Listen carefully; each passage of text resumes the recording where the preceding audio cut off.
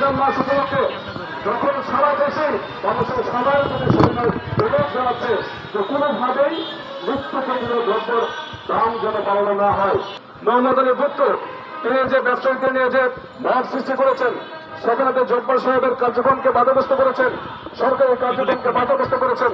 আমরা কিন্তু স্বরাষ্ট্র মন্ত্রণালয় থেকে দুঃখ বোধ ছাড়া আমরা কিন্তু অন্য কোনো কর্মকাণ্ড দেখছি না।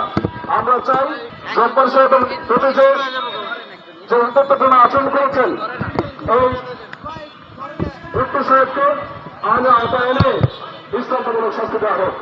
আমরা চাই এই মনোরঞ্জন ঘটনা একটা দৃষ্টান্ত হিসেবে থাকবে, অন্য কোনো মার্কেটে অন্য কোনো বাজারে যেন ওই দুর্বৃত্তরা এরকম সাহস করতে না পারে। আমরা আজকে জব্বার সাহেবের পক্ষ নিয়ে এখানে দাঁড়িয়েছি। আমরা আজকে ওই ভুট্টো সাহেবের মতো অসাধু ব্যবসায়ীদের বিপক্ষে দাঁড়িয়েছি। আমরা চাই ভুট্টো সাহেবদের মতো যারা অসাধু ব্যবসায়ী তাদের দৃষ্টান্তমূলক শাস্তি, এই শাস্তি নিশ্চয়তা দিবে। আগামী দিনে আমাদের ভোক্তা অধিকারের যে বাজারের যে নিয়ন্ত্রণ যেটা সুশৃঙ্খলা হওয়ার কথা ছিল সেটা সুরক্ষিত হবে কিনা, তাদের যদি আমরা শাস্তি আওতা আনতে না পারি তাহলে কিন্তু আমরা আগামী দিনে দেখবো এরকম একাধিক ভোক্তা বিভিন্ন জেলায় হাট বাজারে তারা তৈরি হবে। আমরা চাই না সবার জন্য বাংলাদেশের স্লোগান নিয়ে যে বাংলাদেশ জাতীয় উন্নয়ন সরকার গঠন করেছে, আমরা চাই আসলে সবার জন্য বাংলাদেশে ভোক্তাদের জন্য হোক, ব্যবসায়ীদের জন্য হোক, সকল শ্রেণী পেশার মানুষের জন্য হোক।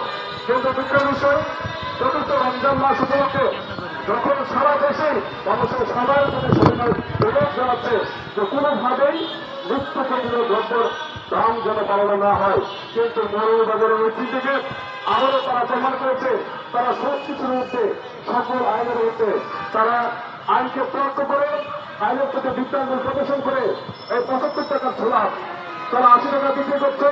আবার যখন তাদেরকে শাস্তি স্বরূপ জরিমানা করা হচ্ছে সেগুলো তারা দিতে অস্বীকার করছে।